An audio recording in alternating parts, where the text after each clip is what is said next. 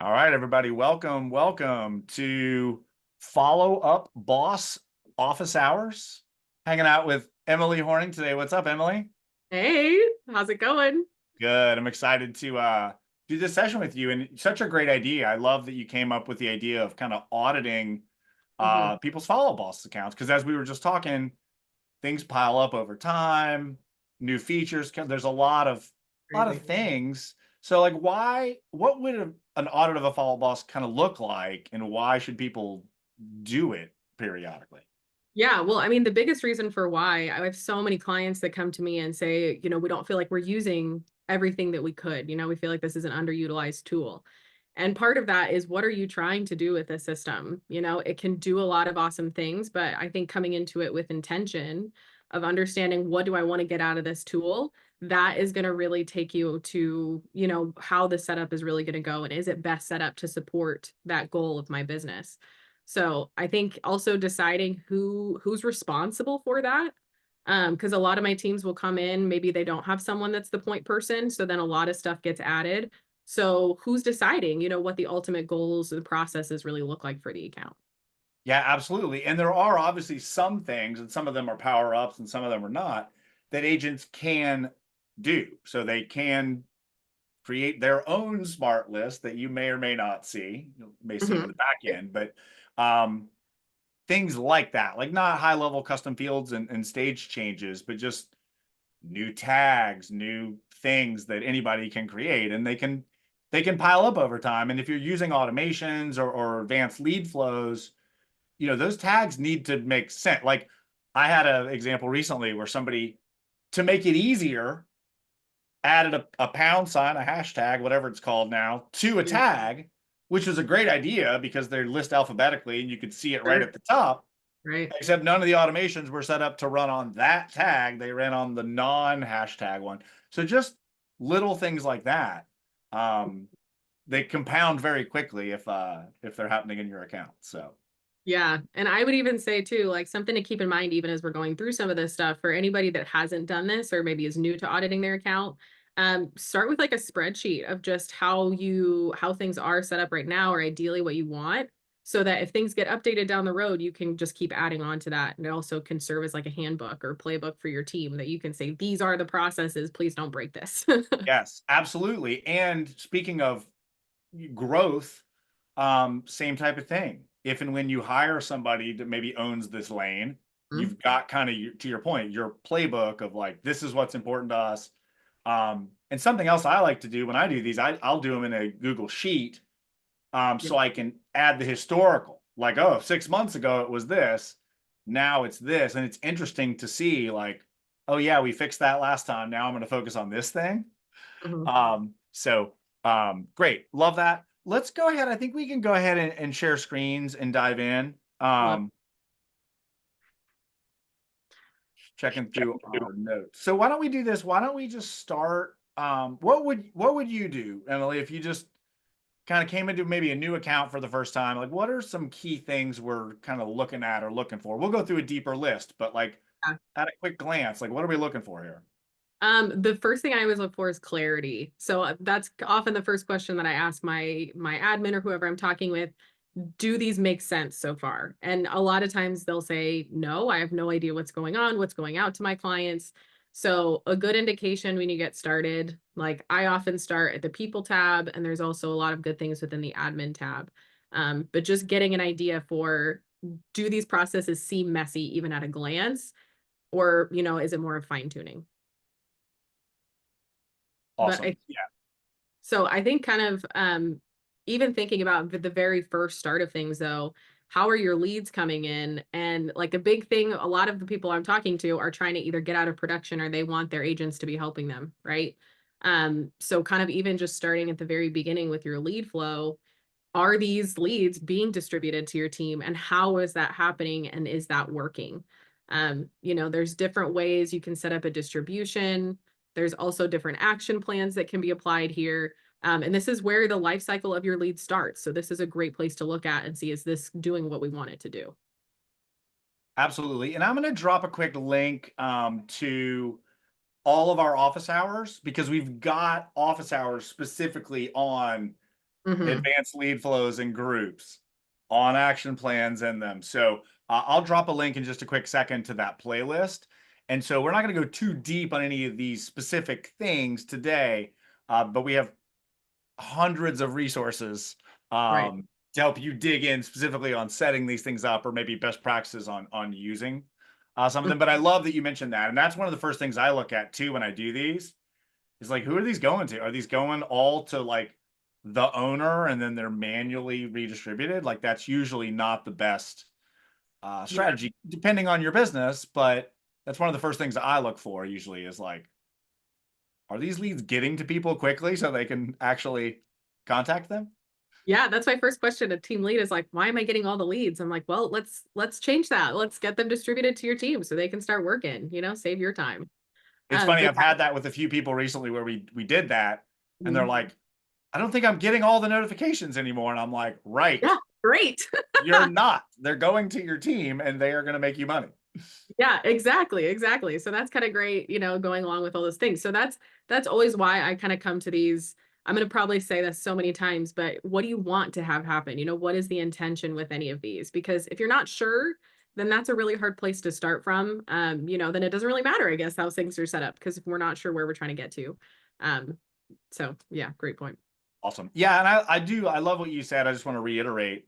I do often like to also do this kind of chronologically, like how a lead comes in, where they assigned, what happens after that, they get action plans, they get stage changes if they don't respond after 14 days, like what are the things from there? Mhm. Um, so yeah, cool. And then sorry, I'm checking the chat. I'm gonna drop that. Okay, Yeah. good. They're just AI warnings. I'll drop that link here in just a second, but I'm gonna let you keep going while I find the link. Yeah, no worries. I think I'm actually going to transition here to talking a little bit about our stages. Great. And kind of like what Lee mentioned, there's plenty of other deep dives in here, so we are going to cover these at more of a high level. But this is probably one of the most important things that I check with my clients here is what do your stages look like? So are they well defined? Are there duplicates? Like even coming in here, we have maybe like a nurture category, but also we have a warm and cold. Are those Do those make sense? So I always think about just taking a look at these. Do we understand when someone should be changed into this stage? And, are agents aware of what that means? Yeah, that's so important. And I love just being able to see all the counts here as well. Do we have 7,000 people sitting in the lead stage, or do we have a bunch of people in trash or in a pending, these things that need to be updated? Have this person been in pending for 4 years? Right. Things like that. And I think everybody knows this. But I do want to just mention it. Everything in Follow Up Boss that's blue is a clickable link. So you Right. can actually click on these. Now, granted, you can on desktop, you can only see these as an owner, see the Yes. stages. But if you Right. click on the blue numbers, it'll take you to everybody in that stage. So another Mhm. good tip for like, all right, well, why do we have 700 people in submitting offers when I know that's not right? You can just click through to see those. Mhm. Pro tip, you can actually view this in the app. If you're on the mobile app, you can actually view your leads by stage, even as an agent level user. It's smart list, and then there's a tab at the top that says stages next to it. Mhm. So pro tip, if you're not an owner and you want to maybe take a look at what the stages are or kind of where that, you can see it in the app. Yeah, I love that one too. That's not one that I often use. But also a good point here with like, this is great to see like which stages are at zero, which ones are we never using, which ones are more popular. Are people moving those kind of through the process? And something just visually for me, I will even just, start dragging and dropping these because you can actually move where they fall within the order there. So then you want to make sure that there's kind of a good sequence, like something starts at lead, what's kind of the next stage there so that there is a little bit of a flow. I think it just makes more sense visually to the agents. Totally. Yeah, no, I totally agree with that. And again, we want to move them through a funnel. So they should be set up in a way where it's like they go from lead to hot to active to pending to closed. instead of having people search around like, oh, where's that? You don't want to scroll down. And similarly, if you have stages like recruiting stages or something that not everybody uses or sees, putting those at the bottom where they're a little less likely to scroll all the way down and pick it, is another good pro tip. Yes, one of my favorite pro tips for sure. But yeah, And you like mentioned this earlier, but I want to emphasize it again as well. Like the stages really do drive a lot of things. They drive your smart list. They can drive automations. They can drive things with deal boards. Like there's a lot of things you can do. So I love going to stages early because you want to get these clean to power the rest of the things. Yeah, no, exactly. Like everything that you do is going to rely on these. So even going, I won't touch on them too deeply, but even just starting with your smart lists, like are all of our stages accounted for in our smart lists? You know, are they going somewhere? Are the agents going to see them on a frequent basis? And even just a little thing, just a little plug here for any of your smart lists. Just take a look at them. There's probably some that have been added over time, some older ones. So just go in and clear those out if there's any that you guys aren't using. I always say having like probably maybe like 8 to 12 is a great number. That's, I think, the most manageable. If you have to keep scrolling and scrolling down here, some information is probably going to get lost within those lists. Yeah. Yeah, absolutely. That's such a great point. Let me get back to our agenda. Where are we headed next? There's so many things, but again, I think the order is important. So Yes. Yeah, well, I think just kind of going along with what other things that you want to be paying attention to within the account. A lot of people actually don't realize this, that there's some stats that you can pay attention to. So even you can audit your action plans, you can audit your email templates to see if we go into our action plans tab, and I'm just going to go into all action plans here. But there's actually these columns here on the right, and it says active, engaged, and complete.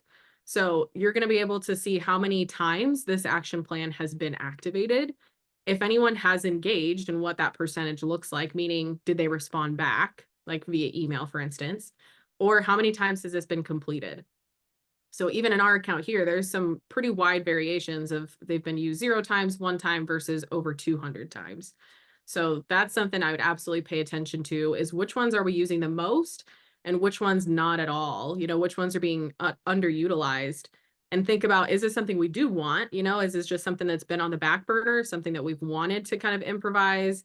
A lot of people want to brand it specifically. So just really narrowing down and getting clear on those numbers.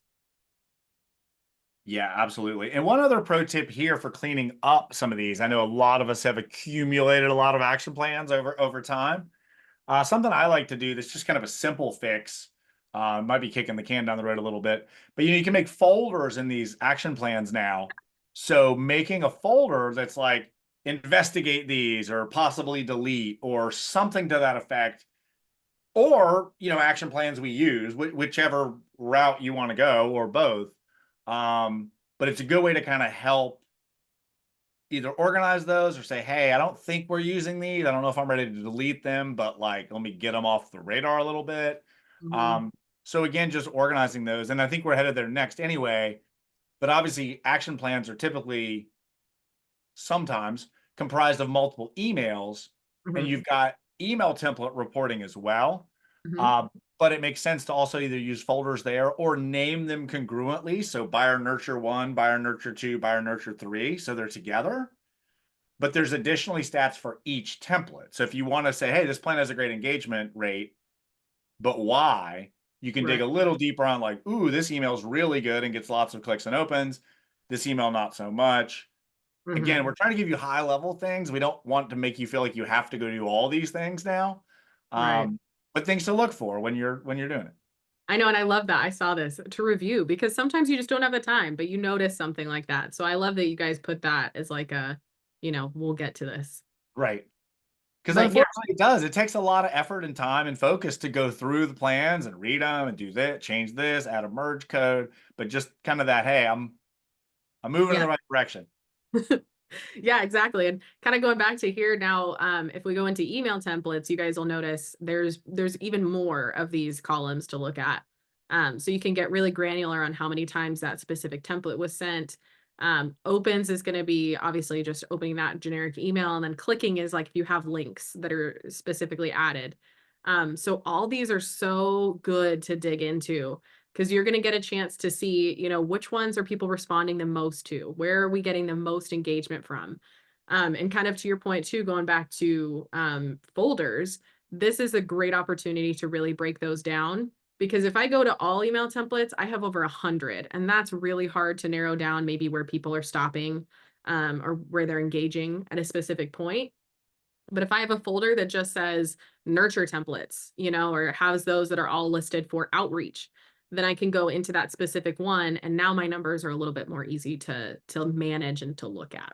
Right. And you can sort it, it's sorted alphabetically anyway.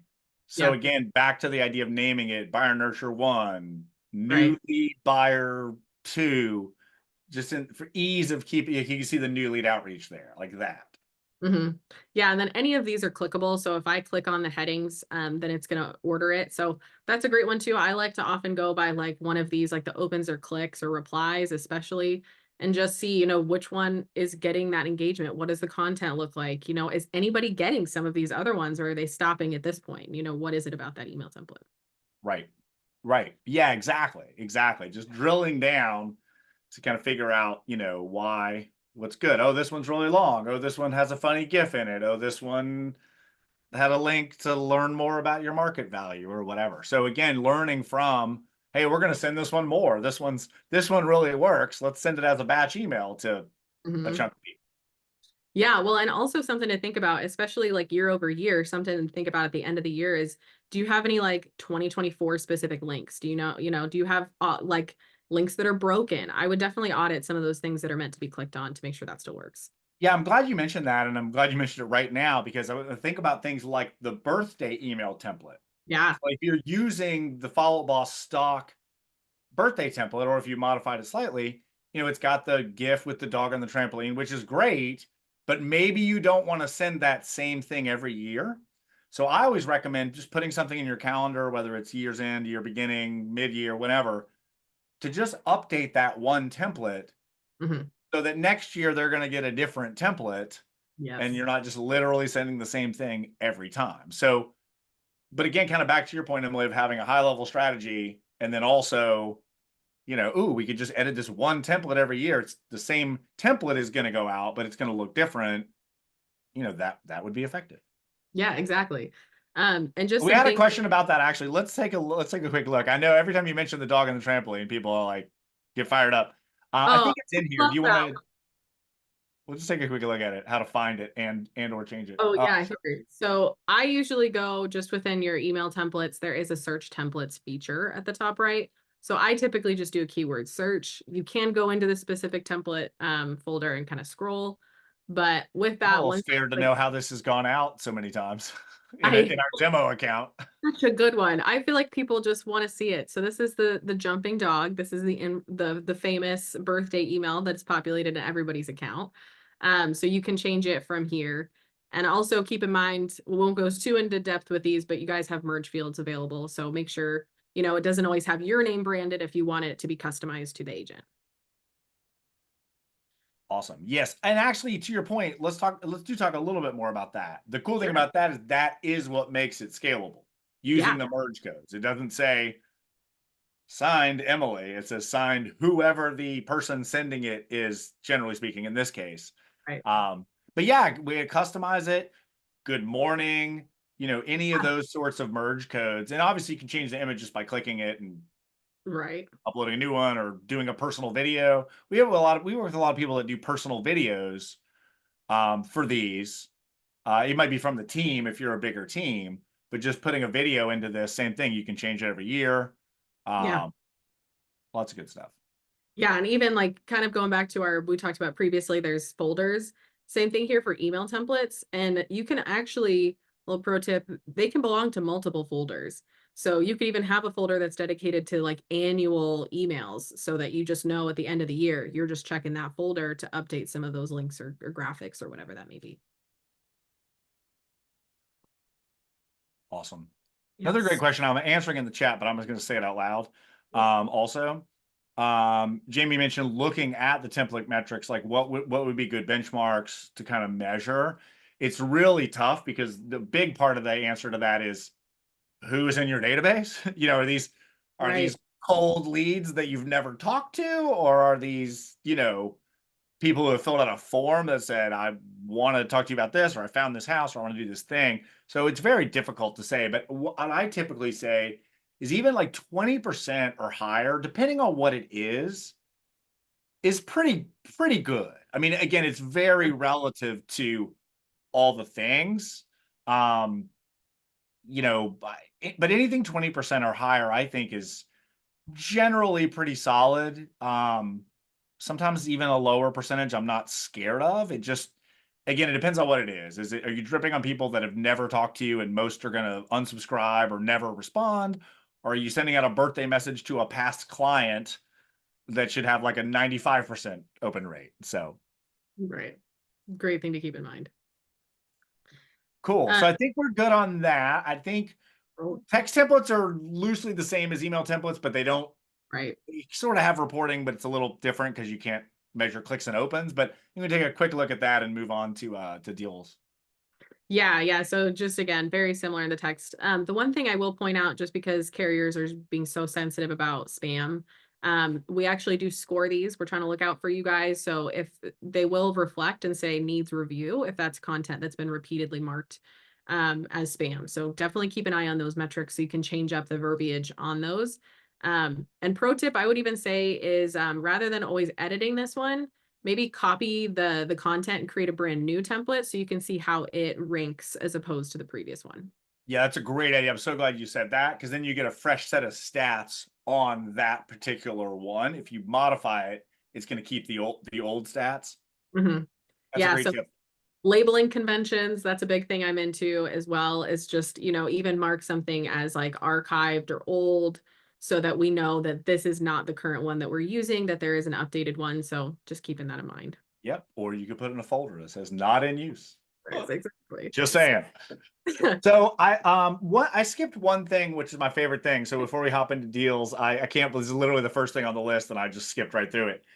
If you're an owner doing this or an admin, I think, if you click on admin teams, something I always like to look at is, and you click on, if you have teams in your account, you just click on the top one, it'll be all your users. Mhm, You can see people's last login on desktop and on mobile. mhm, This is incredibly interesting and valuable because if you're routing leads to someone and they haven't logged in 2 months or 5 days even, mhm. this is something you're going to want to know. This is really great intel to be able to tell, like, oh, great, they're on mobile all day long, or they haven't logged into mobile in 3 weeks, or anything like that. I think this is such an important part. Also, checking the export settings, the record calls, and/or pause leads, Right. just to be sure they're what you want. Should someone have export access or should they not? All really, really important things. And just checking the levels. Oh, look, we have a lender in here who hasn't even accepted their invite. Maybe we should. Happens all the time. Yeah, well, and too, like the email, even right here, like just seeing is their email connected? I get that question all the time. If I can't see my agent's emails, I have no idea what they're talking about, or I want to be able to review that content. Well, if their email's not connected, we're not grabbing any of that. So that's going to be a huge drawback for you to be able to see, you want to be able to see what you're talking about with your client. And then adding that phone number in there is what's going to get the phone calls from your follow-up boss phone number routed to your cell phone. So just making sure that those are all taken care of, that's going to answer probably 60% of the questions you'll get from your team, is just making sure that those settings are correctly configured. Absolutely. That's awesome. Perfect. Okay, back to deals. I skipped right through No, that. that's a good I one. knew, I was like, not No, that's skipping. good. But this, I mean, and this is probably something even I like the deals section. This is something that I need to work on reviewing with my clients because this is so huge, right? This is your transactions. This is what you guys are doing, the results of what's happening. So I think looking at this is going to be a great way to see, does this match our transaction process? If you have a transaction coordinator, I'm sure they would love to know all the different things that can be done with this section.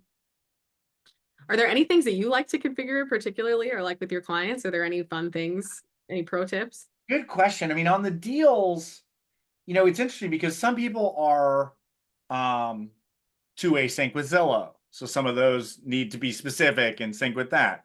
If you're using like an open to close or something like that, or a CSU, There's Yep. going to be kind of mandated fields, but I think at a high level, really just kind of what you said, Emily, like, what do you want to measure? Like, if Mhm. we want to measure, obviously appointments are great for actual appointments, but I think, I mean, selfishly, obviously, I probably built this. I think this is a decent example. Like, I like measuring, like, on a buyer, okay, they've signed an agreement. Like, that's the start. To me, smart lists and all those things are conversion. Yeah. And then obviously deals start when you have a signed something. So Mhm. having the buyer agreement signed, which obviously we're not going to get into details around that, but that's more of a thing than ever. It may be something you want to measure. How many people signed a buyer agreement and never went under contract? Yeah. How many days did it take? Because these do show you reporting in number of days in the current deal stage. Mhm. So you can use things like, why has this person been sitting and pending for 175 days, or things like that. But again, think about what you want to measure. But I like starting with, like, we have a contract signed with these people. Some people will put things like appointments on here, appointment met, appointment set, all that. Mhm. There's certainly no right or wrong, but I think, again, like, what metrics are you looking to measure to determine, are these leads good? How many calls does it take to get an appointment? After an appointment, do they sign something, and then do they become revenue? And then having that data to kind of backtrack, your closings and go, oh, look, it takes 4 calls on a Zillow lead to get an appointment, and then, Right. an average of 3 showings before they go under contract or whatever. So, but I think this is a pretty okay setup It for a did pretty simple. well, and one that I don't see often that I really like is that loss stage, where like how many didn't go through? Because sometimes we won't move, something will be lost and it'll just stay within that stage Right. where it dropped. But keep track of all that stuff because yeah, I mean, we all want it. This is literally the payoff, right? Of all the hard work you guys are doing. So yeah, keeping track of all this stuff and reporting, as Lee mentioned, is a great way to kind of dial in on some of those. And I'll mention real quick too, this is probably too tactical for this session, but I just noticed, like, the referrals in, which I'm sure we just built in a session. But Mhm. also I see a lot of questions in the Facebook group and a lot of people asking questions around, like, how do I track this? Like, it might take a year for this to close. If you're getting a check on it, if it's a referral, I like having that in deal boards. It's kind of an easier way to, like, don't forget we sent this referral out. It may be a year before we get paid on it, but again, a good way to kind of track other things that are relevant you would want to know about your business. Yeah. Yeah. And something too that a lot of people don't know about, this might kind of go into another conversation, but within your deal section, you actually can fill out custom fields. So these are particular, they're called custom fields for deals. They're configured through the owner's account. But especially if you have a transaction coordinator, this is so helpful because there's lots of things that they are doing on the agent's behalf or getting done that you guys can really easily communicate. When is this stuff projected? That can inform email templates or checklists and things like that. So really just helps keep it nice and clean. So look at some of those, are they still relevant? Do we need that? What are we missing? Yeah, absolutely. And again, back to the tracking, if you're putting the inspector on all your buyer clients and you want to go, hey, how much business did we send this inspector last year? Go to Mhm. your closed deals. Really, technically, it'd be sorting on the people screen, but Right. you can use these columns to say, like, how many deals did we have with this guy last year? How many, you know, whatever you want to measure. Like, what's the average inspection period? Like, whatever you want to put in here and be able to measure, Right. certainly do that. Yeah, no, exactly. Awesome. So I think it that might, takes us. Yeah, go ahead. I was gonna say good plug for maybe talking about regular custom fields as well. Yes, I was going to say that is perfect. Okay, perfect. So I want to point out where they show up on the profile first, and then maybe we could talk about where they go to be edited. But within a profile, you have these on the bottom left, typically these custom fields. This can get so messy. So I would absolutely take a look at some of these because a lot of these may have been added from an import, for instance. Maybe at one point they were needed to, to organize things when you first came to Follow Up Boss, but we may not care, some of these things. Or there's some custom field. You got to think about these are also searchable. So maybe having a field for who referred this person or, things like that. So what kind of information do you want to keep track of so that you can measure it, kind of to Lee's point earlier? Yeah, and these are great, and I won't get on my total soapbox for all these, but obviously making sure you have the right type is super important. If it's date driven, being a date type, we'll be able to do things like in the next 3 days, what do we have? So obviously important. And then you can see we've done the kind of categorization here, which Right. helps to kind of organize and get better adoption because it's like, oh, here's the whatever, here's the White Lipo Stars link, here's the Yeah. birthdays, here's the referral info, here's the, date of that, date of this. Yeah, Uh, I love that, right? Like so much is organization. It's not always like neglect on people's part. It's really just, is it in front of them in an easy way? Yep. And then this is just for the admins, and I want to go back to deal custom fields real quick because we had a question, but just for the admins, can you show where to find the custom fields to potentially edit or view the types? Yeah, And this is really absolutely. only for owners or I think admins actually too, but I think it's just owners actually. So this one is just restricted here where it's in the admin tab. You're going to see custom fields. I usually just use the top bar. I know some people use those tiles. But this is where you're going to be able to reorder these. There's also a feature for hiding read only. So all the settings can be customized here, as well as just adding those brand new ones. yep. And those blue numbers are clickable and they show you the number of people in it. So you've got a custom field you've had for 10 years and it says 0. Yep. Get out. Maybe that's your cue to delete it or to do a training. Yes, exactly. Right. Do we want to go backtrack and Let's show go new? back to deal custom fields only because we did have a good question about it, and I was like, I don't know if I can explain how to do this in a chat. Yeah. So with these, this is another owner field that's going to be able to configure those. Where you guys can customize these, you guys will notice there's a little gear shift at the top if you're an owner. And then manage custom fields is going to be down here below the pipelines. And then we Great. Yeah, also, thank you for showing that. I was like, how am I going to explain this in oh, I typing? know. It's like, let's just look at it. So yeah, if you have the gear, you have the ability to edit them. If you do not, reach out to the owner or admin on your account to add them. One thing I will say is, no, they do power deal custom fields. They can power smart lists. I think they can be merge codes now too, right? So you could send it as a. I That's a feel like good, they're not. I think they're not merge codes yet, but they are columns. yeah, I was going to say, because it is kind of one or the other. I think you're correct with that. So you can put them in a smart list, like deals coming up in the next X number of days. But I think at Right. the current moment, they're not merge codes in the sense that you can't yet send hey, your proposed closing date is merge code. So unfortunately, you would want to do that as a regular custom field probably at this point in time. Right. Did want to kind of mention that caveat. So. Yeah. No, love that. That comes up a bunch. And now let's go to the place where there's never any crossed wires or confusion or problems, automations. How did I know you were going to say I that? love when I go to people's automations and there's either one, like the birthday one's on, or I have to scroll for like 2 hours and I'm like, oh, my gut response is if you're not seeing anything weird happen, then I think they're okay, but I can't process these 7,000 automations that you have set up. Yeah, I know. Sometimes it's a see no evil situation where you're just keeping your fingers crossed. But this is absolutely one that can get a little interesting because this is, and for on purpose, this is something too, just to note that this is something that the owners and admins can take charge of.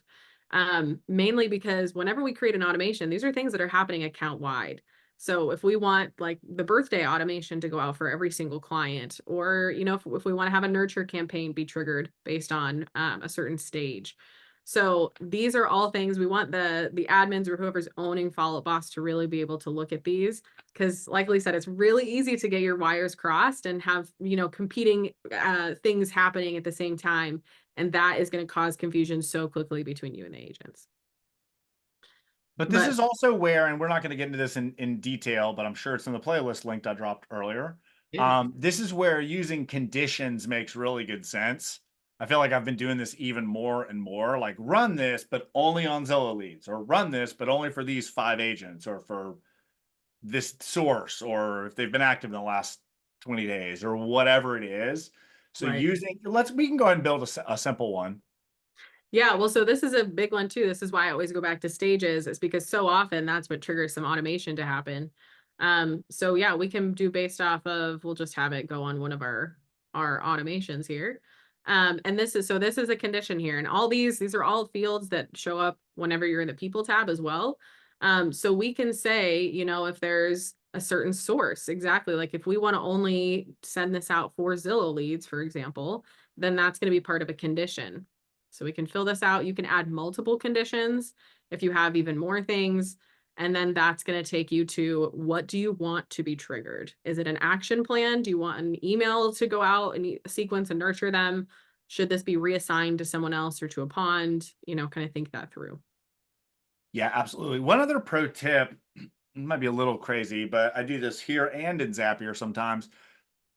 You could do the add a note, and you can potentially either assign it to yourself or to the assigned agent or whatever. If you kind of want to keep an eye on like, oh, okay, this one ran, did it do what it needed to do? Obviously, you can click on the blue number to see everybody it ran on.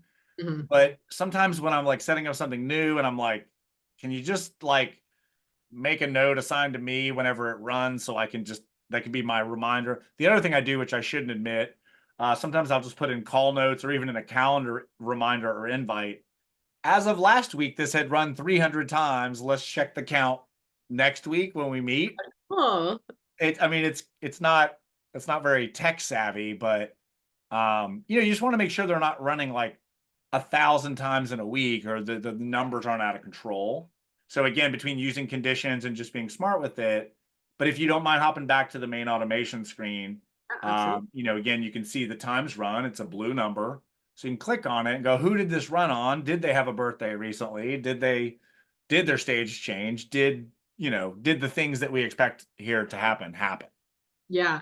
And that's where, like, I always recommend, especially as you're getting started and like maybe dabbling in automations, create like a test, like a dummy lead, profile that you can play around with to see, is that triggering the way that I would expect.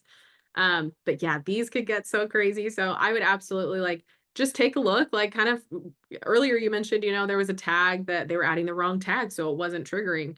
So just go through those. I would say an audit. What is the trigger and what are we expecting to happen? I think this is often where people get excited and also where it can get a little confusing. So have them written out if you need to, have an idea of what you want to happen, and then you should be good to go. Yeah, I Perfect. love Love these. that. Yeah. So no, that was great. And again, people either have like all of these or one or two stock ones. But again, just something good to lay eyes on and think about. Remember, do we still need this? Is this creating some tag we don't use anymore? Is it doing something we don't need it to do?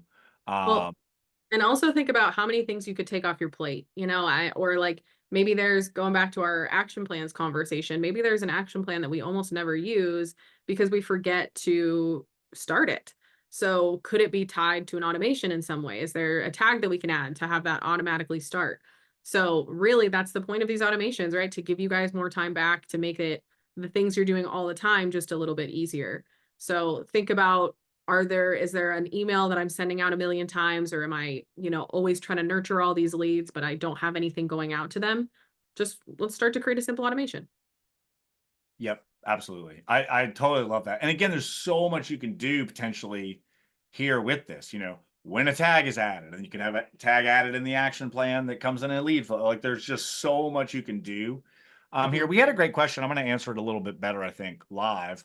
Um, Lauren asked about having something change in a certain amount of time. mhm, Generally speaking, it's a little more complex to do that. The easiest way to do it, which is not automatic, would probably be a smart list. mhm. This criteria hasn't been called in the last 15 minutes or 2 days or 1 hour or whatever those things are. There are some things you can do with Zapier and automations potentially to do that. Um, we're not going to get too deep into that. I love where you're headed with that, Lauren. I think unfortunately the easiest way to do it would probably be to have a smart list. But again, that would be a manual check. Hey, this person didn't call. Now I have to reassign it. But what I find too, though, if you I'm doing this with somebody right now. There's always a caveat, right? It's like, oh, I called them, but I didn't log it. Or there's always like weird cross wires that can happen. So I know that's not the ideal answer, but if you get a little fancier with Zapier, it can be done. But And we have an office hours on Zapier, 2 parts with Will Gray. Check that one out.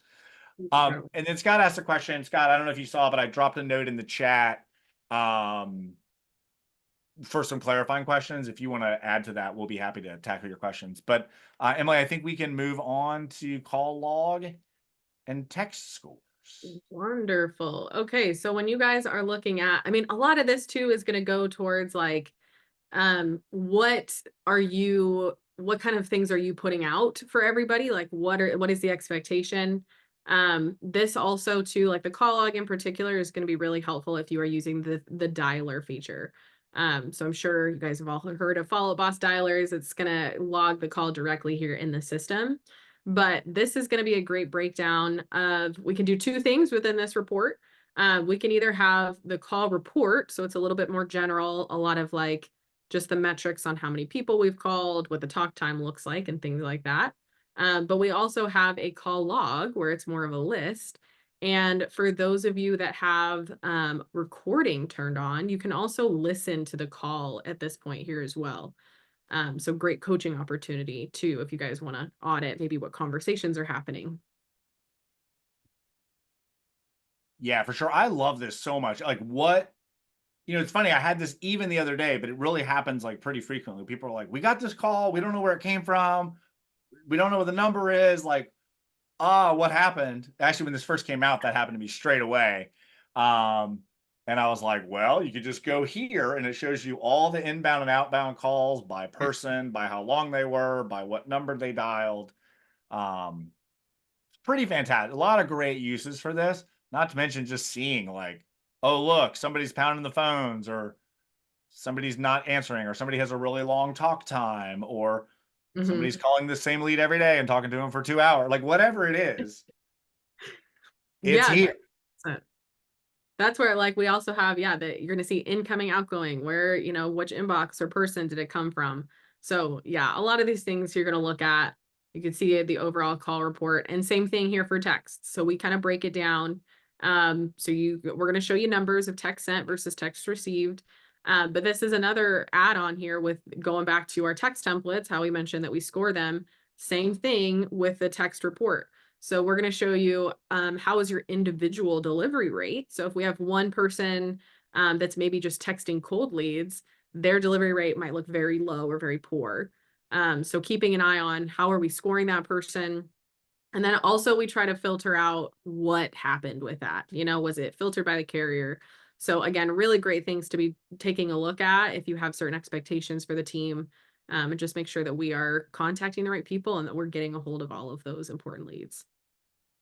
Absolutely. And to my point earlier about having the historical kind of the trending data here, right? Like, is somebody always in texting jail or like they were bad last time and now they're excellent? Yeah. Like, just again, kind of that historical, like, where are we trending? I think at a high level, sometimes that's what we're looking at, right? Like, where are we?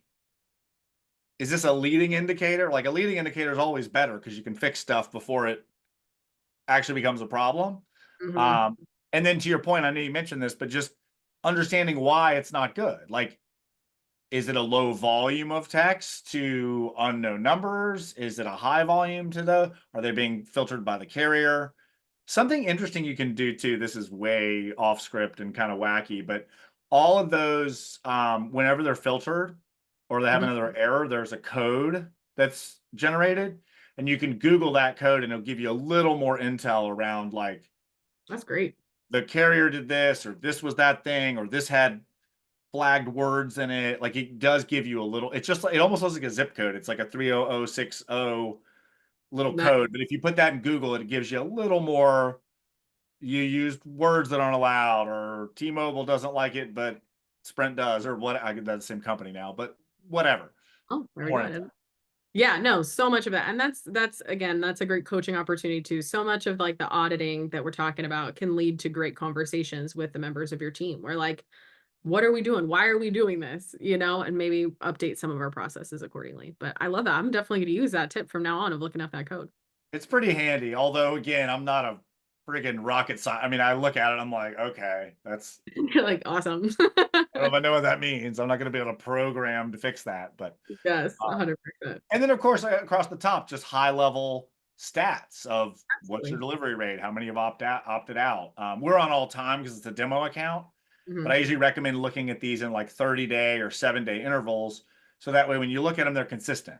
If you look Right. at this month, as of right now, it's only 14, 15 days. But if you look at it in 15 more days, it's not going to be congruent. So I like Mhm. leaving your reporting on any sort of like, if you're going to check it weekly on 7 days, you can check it monthly, put it on 30. Um, but then again, you can see more historical, like, oh, we're trending up, we're trending down, we need to change some language, we need to do a training. Just a lot that you can find here. So Yeah, for sure. cool. Two more things. Thank you guys for sticking with us. Let's hop to integrations. And I know some people might be like, well, integrations is weird. Why am I going to check that? Well, number one, things disconnect. Mm, All kinds of things happen. So it's just good to see. Typically, these have a green check mark if they're integrated. mhm. Not always the case. If you don't see a green check, don't stress it. But obviously, you're going to want to click on it and just make sure that they're connected. And some of these are Zapier, some of these are native API, direct API connections. I guess Pixels finally gave up on me. I've had it installed here forever, but no one's used it in a long time. So That's what I was gonna say. So this is also a good one too. We'll kind of go over generally, but Pixel is a super powerful one. I would always double check, especially if you're utilizing a website. It's just a little code that you can add to the back of your site, but we're gonna be able to capture some really interesting information, registrations, but also activity. So yep, that one's gonna have a green check mark. And all of these have, you'll notice like everything in blue as well is clickable. So we have so many resources. If you're not sure how that connects, we will tell you how to go through that. So some of these we can see have the green check marks here. Some of my customers just like to scroll through this and see like, oh, you have an integration with this system. I had no idea I'm using that. There's so many, you guys are probably using, a lot of integrations or tech. So think about how many things could potentially plug into Follow Boss and make your life easier. and I'm never a fan of promoting agents to just go get more stuff, No. but this is also a list of things that integrate with Volleyball. So just saying, also, if you are shopping, this is an interesting way to look and go, oh, that does integrate with Follow Boss. And almost all of them have some minor instruction, even if they're not integrated yet. Just Yeah. like, this is what that does. This is what, this is. Right. So we can even use, we'll just grab Facebook as an example. So right here, we tell you there's a website. You can go click on it if you want to learn more. Pretty sure we're all clear on Facebook, but if we click on need help connecting Facebook, it's going to take you to our help center and it's going to break down all of those instructions there. And help center, again, this is great for a lot of other things too, for your lead sources and whatnot. But I mean, Follow Boss is open API. We try our hardest to connect with as many systems as you have. So this is a great play page to check. And a lot of our integration partners are updating the way that they are connecting with us or the features that are available. So this is kind of a great thing to just click around on and get an idea of.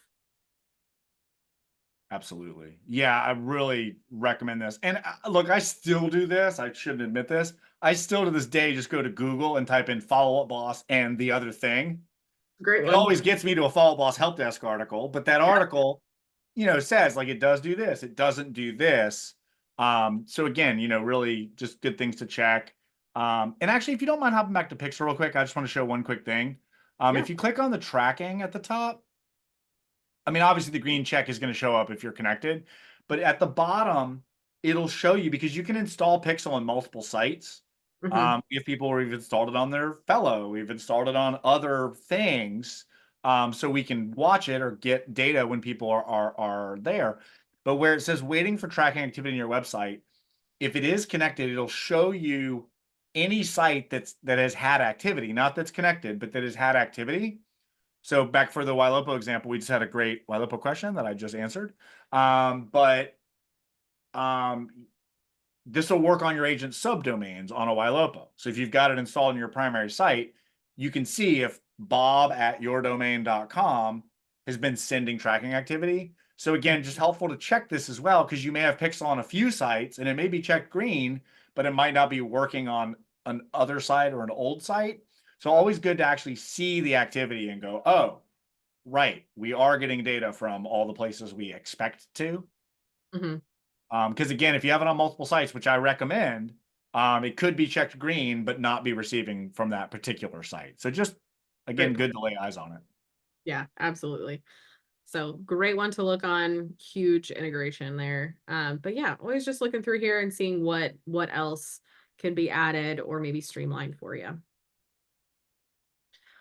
What do we think? Anything else here? Should we move on to our last I topic? think we got one last thing that is maybe still the most important thing. Hopefully most people know this by now, but I think we need to mention it. And for what it's worth, I do these audits regularly with people, and I always check what we're about to do. I would, as much as I want people to focus and pay attention to what we're talking about, I have no problem if you're in your account right now and you want to check these with us, because that would be lovely.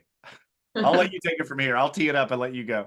No, I think these are great. So a lot of these things, I think we're talking about our company settings and whatnot, is where this is a lot of policies are changing, things are things are going down. So we always want these things to start working for you guys, right? We're always trying to here to make your lives a little bit easier and better.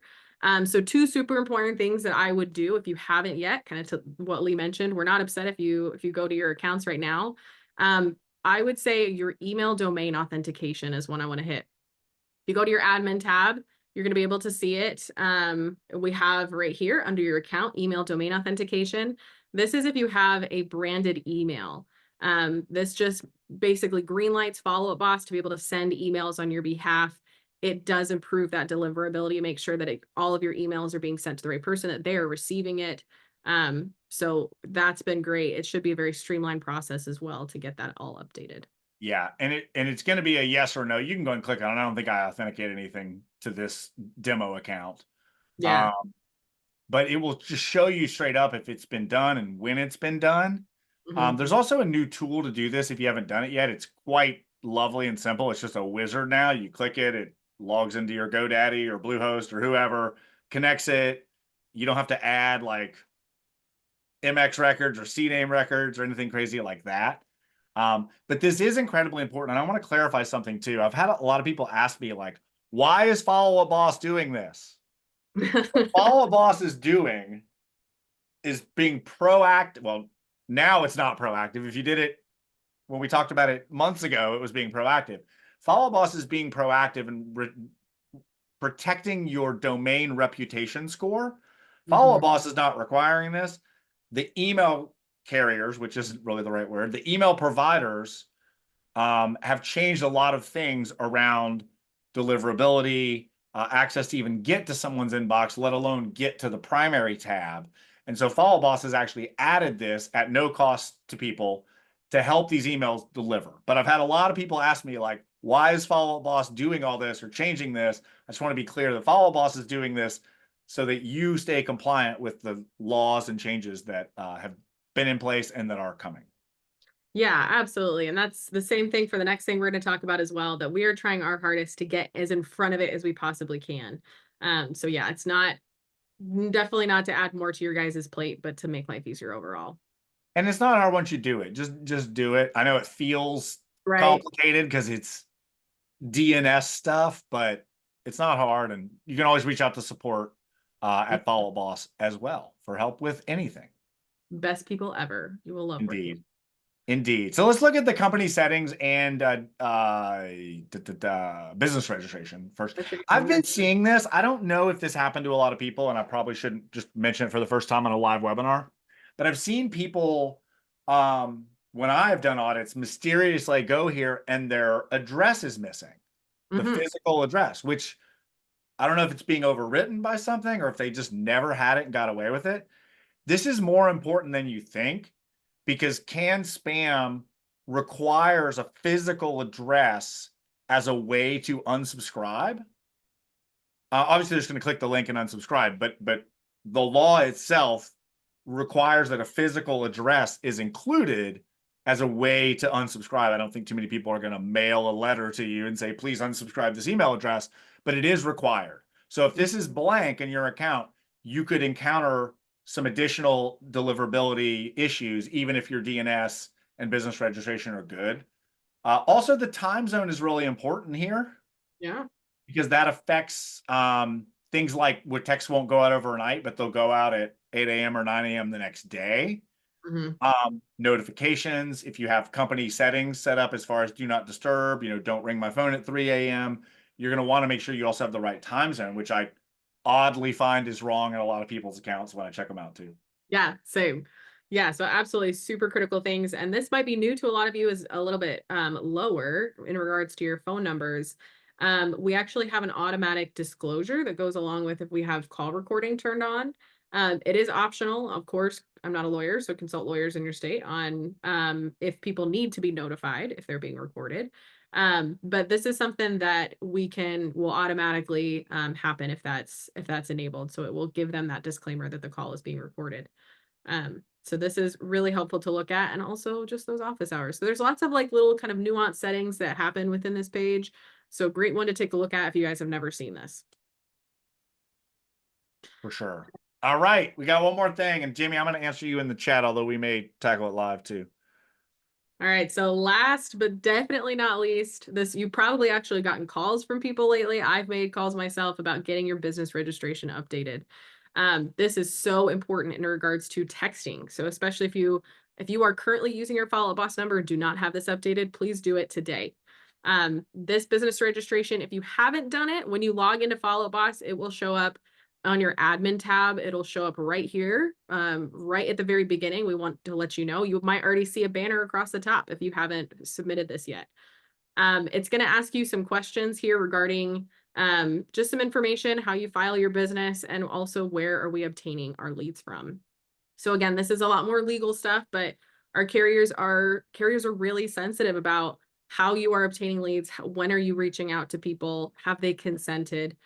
So this is giving carriers all the information that they need to green light those messages that you guys are sending. So again, just like Lee mentioned before with the email domain authentication, it's not that Follow Up Boss is trying to put these restrictions on you guys. We want to make sure that you have no interruptions to your business, that we are 100% compliant, and that you guys have an easy, nice experience. So we revamped that screen as well on prompting you what needs to be filled out. If you do have any questions, of course, we have an amazing support team. We have a lot of people working on this one.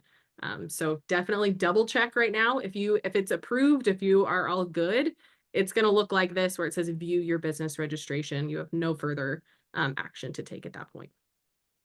And generally, again, these stay good once they're submitted. However, just a smart thing to look at if you're auditing your account, just see the little green verified and then go to the next thing. But really, I don't think we can overemphasize how important these settings are. The fact that they're continuing to crack down on these, and we want to make sure our emails and texts and phone calls are delivered and not delivered. So all these things working in tandem really do powerful. And I know it's very confusing. Some people have had to leave from Gmail, like get their own domain. I know it's been a big thing. And obviously there's a lot of other changes going on, but again, taking a little bit of time once a month, every 6 months, certainly at least once a year, to check in on these things. I'm going to also drop the list. I'll drop it in the chat right now, but I know a lot of people will watch the recording. I'm going to figure out a way to try to get our short little checklist under the recording in YouTube. We always record these. It'll go out on YouTube. I'll send an email to everybody registered with the link a little bit later today. And so in the email, I'll include this list as well, but we'll try to get under the video if you're watching the recording. And again, this is not a magic master list. This is me and Emily going, hey, what would you check if you were going to do it? Oh, I'd check this. I'd check this. Certainly, we probably left some things out that might be valuable to you. Maybe we covered things that you're not using. But again, just the idea of looking at this somewhat consistently, making sure it's doing what you want it to do, making sure you're utilizing any new features if they have maybe come along and you didn't see it or implement. So, Emily, why don't you give some parting words to people, and also kind of what to do if you feel like this is all super intimidating. Like, where do I start? How do I start? Why do I start? Yeah, no, absolutely. And I mean, as a success manager, that's a lot of the calls that I end up getting is, hey, where should I start? What's going on? I always would say, like, before you even maybe get into Follow Up Boss, is write down a few thoughts right now of like, what do I really want my system to be able to do for me? What is my ideal state? And then get into some of these things. And you don't have to do it all at once. We gave a lot of examples here today, but maybe it's just starting with, are my stages defined? You know, that's so many things are going to hinge off of that. And then start to build, make sure your smart list makes sense, start to create some automations. So really, again, we want this to work for you. So we want you to have an idea of, take control of your system and see, what do you want to be able to do? Do you want to be able to do less work overall, admin wise? Maybe it'll be a little bit upfront, but overall, you're going to end up decreasing the amount of time you spend doing all that stuff over and over again. So just think of this as like another partner in your business, right? And I want you guys to all think like, this is so overwhelming. I don't want to have to work on this. This is your business, right? We want to help you guys make more money, set more appointments, and do all those things. We have a lot of resources to help. Our help center, our support team, our success team. So we're more than willing to help you guys and guide you through that process. Awesome. So speaking of, let's show the question mark real quick and then we'll wrap. Yeah. So this is one of my favorite If only things. there was an easy way to do this. I know, right? So in the question mark, bottom right-hand corner of your account, you have a lot of really quick links. So very bottom is contact support. So these guys, it's an incredible experience. I'm sure we can attest. If you ever call, you get a really friendly, wonderful, real person on the other side of the line. Especially if you guys feel like something's not working correctly, or if you need a sanity check. I do the same thing. I call support. I'm like, hey guys, I feel like I'm not doing this right. So please reach out to us if something like that is happening. The other thing that you're going to see, we have a link for getting started and walkthrough. So if you're watching this new to Follow Up Boss, click that. That's going to take you through the steps to get you started. It also has really great webinars that we run on a daily basis during the week to get you clear on what some of these things are. And then my personal favorite, the Help Center. This is it's like a Follow Up Boss Wikipedia. You click on this, you're going to be able to just type in any keyword, and we're going to give you in-depth resources to that. I use it, having worked here almost 3 years, every single day. I do too. Sadly, I usually go to Google, which gets me to the Help Center, but I need to just start clicking on Help Center there. One more tiny thing too, up at the very top, the search button, that has been upgraded. It's been a couple of months now, but that has also been upgraded. It searches the YouTube channel. It searches a number of other things. So this is a tremendous, we should have opened with this. This is a tremendous resource. If you're like, I'm all about smart lists today. If you type in smart list, you're going to get short videos. You're going to get long videos. You're going to get, there's me and Garrett. Yeah. Garrett up. Yeah. There's a video from Elena. I mean, there's like, we love hanging with you guys and helping, but there is an unbelievable amount of stuff. Yeah, Dale's stuff is in here. I mean, yeah, it's a great resource. Absolutely. I know. I'm so glad you brought that up because I don't use this enough. But yeah, search across this. We also have a Facebook community. All these kind of things are going to be involved. So if you haven't clicked out, just click on some of these things. Join our Facebook community. We're very active. We love to hear from you guys. So many resources to get you guys started or rolling. Indeed. Love it. Great job, Emily. Thank you for running all this down. I know it's a lot for people, but it's worth doing. We'll share out the list. We'll share out the recording. If you want to watch it, pause it, do the thing, pause it, do the thing. That's great. We'd love to hang out with you virtually. Absolutely. All right. Thank you guys so much. Y'all have a great day.